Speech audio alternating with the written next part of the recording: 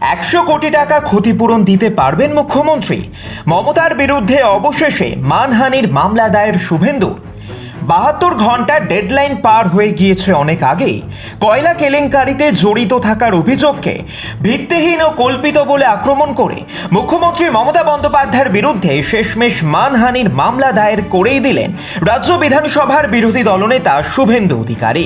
বিরোধী দলনেতার দাবি, এই অভিযোগ নিয়ে আইনি নোটিশ পাঠানো হলেও মুখ্যমন্ত্রী তার কোনো সদুত্তর দেননি। শুভেন্দুর মন্তব্য, প্রতারণামূলক নীরবতা পরিস্থিতি সামাল দিতে সাহায্য করবে না, আদালতেই বুঝে নেব। মমতার বিরুদ্ধে অবশেষে মানহানির মামলা দায়ের করেছেন শুভেন্দু অধিকারী।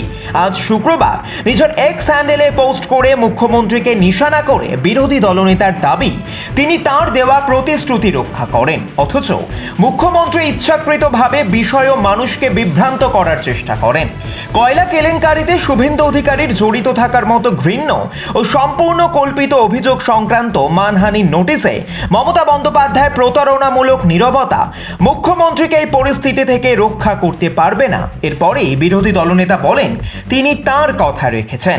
মুখ্যমন্ত্রীর এই প্রতারণাপূর্ণ ও বিভ্রান্তিকর কর্মকাণ্ডের বিরুদ্ধে তাকে আদালতে টেনে এনেছেন বিরোধী দলনেতা। শুধু তাই নয়, মুখ্যমন্ত্রীর বিরুদ্ধে মামলাও দায়ের করেছেন তিনি। শুভেন্দুর হুঁশিয়ারি, দয়া করে দ্রুত মুখ্যমন্ত্রী তার আইনজীবীদের সঙ্গে যোগাযোগ করুন, নয়তো খুব শীঘ্রই মুখ্যমন্ত্রীকে 100 কোটি টাকা ক্ষতিপূরণ দিতে হবে, যা বিরোধী দলনেতা সম্পূর্ণভাবে জনকল্যাণমূলক কাজে দান করে দেবেন। Bureau report, Bengal liberty.